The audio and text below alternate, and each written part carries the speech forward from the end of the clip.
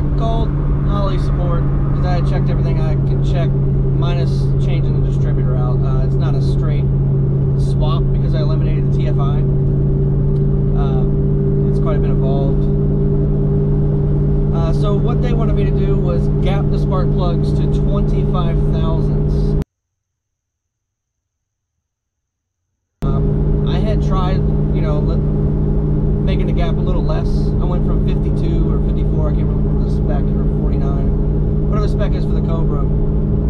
I took like 7 or 8 thousandths out of it, and it still did it. But they want me to try this, remove the gap, and then send, either way, send the MSD box in to get it looked at.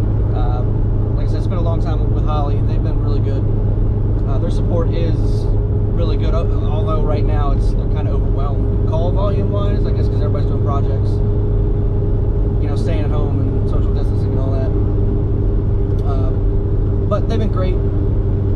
So I'm just kind of cruising, letting it get up to operating temp, and then we're gonna see, because it pulls really hard until it gets up to operating temp. But like I said, I put the gap down to 25 thousandths. It runs a little goofy at idle. But yeah, let's see if it'll pull.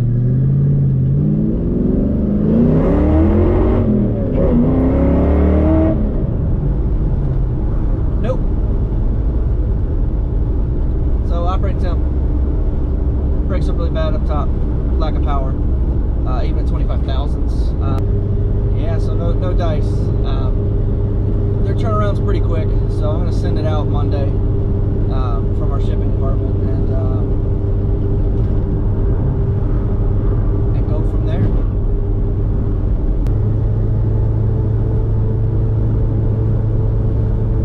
Yeah, I'm anxious to see if this fixes it. You know, sending the box in. Curious to see what they say, because otherwise it runs phenomenally. I mean, it runs so much better than the stock SN95 software. The drivability is so good. Yeah, so looking forward to getting that back, and then putting another update out there. So I reviewed the video from before, the initial disappointment of it still doing it, which I knew it was going to, but the initial disappointment of it still doing it, even with the smaller plug gap. It was better. It didn't do it as bad. So that's a good sign for it being the ignition side or the box. And again, I did talk to Holly about the dual sync distributor. They said the failure rate on those is not very much. You know, if it's getting the cam and crank signal and it's sparking when it's supposed to spark, which I verified with the timing light, should be good. But, you know, if we get the MSD box back and it's still doing the same thing, obviously we'll probably send that one back. Or go through the trouble of putting the TFI distributor back in. But, yeah, it did get better. I compared it to the other footage by the sound I had. It didn't break up anywhere near as bad, or ping as bad.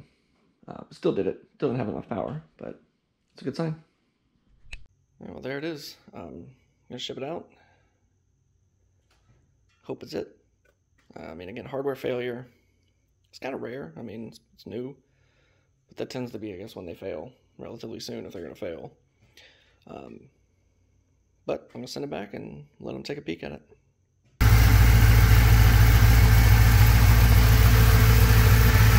So this is what I've been working on instead of my own. I just figured I'd show it. It's kind of old school, but really fun.